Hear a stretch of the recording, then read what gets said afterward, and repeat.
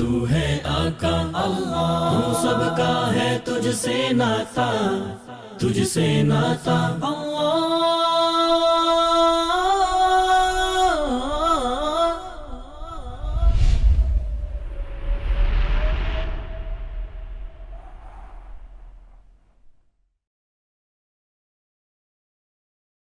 اور اسی طرح تو ہم نے تمہیں ایک امت وسط بنایا ہے تاکہ تم دنیا کے لوگوں پر گواہ ہو اور رسول تم پر گواہ ہو۔ پہلے جس طرف تم رخ کرتے تھے اس کو تو ہم نے صرف یہ دیکھنے کے لیے قبلہ مقرر کیا تھا کہ کون رسول کی پیروی کرتا ہے اور کون الٹا پھر جاتا ہے۔ یہ معاملہ تھا تو بڑا سخت، مگر ان لوگوں کے لیے کچھ بھی سخت نہ ثابت ہوا جو اللہ کی ہدایت سے فیضیاب تھے۔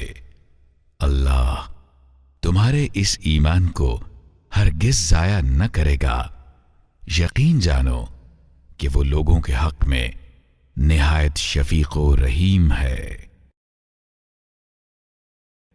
اس میں مبارک الرحیم قرآن مجید میں 114 مرتبہ ذکر ہوا ہے۔ صفت رحمت ہمارے پروردگار کی عظیم ترین صفات میں سے ایک ہے۔ یہ اسم مبارک اللہ تعالی کے ان لوگوں کے لیے فیاضانہ انعامات ثابت کرتا ہے جو اس کے مستحق ہیں۔ اللہ کی محبت اور مہربانی ہمارے نیک اعمال کے نتیجے کے طور پر ظاہر ہوتی ہے۔ جتنی زیادہ ہم نیکیاں کریں گے اتنا ہی زیادہ ہم پر اللہ رحیم ہوگا۔ ہم بخشش مانگیں گے تو اللہ ضرور ہمیں اپنی رحمت سے نوازے گا۔ اللہ تعالی قرآن مجید میں فرماتا ہے، فمن تاب من بعد ظلمه وأصلح فإن الله يتوب عليه إن الله غفور رحيم۔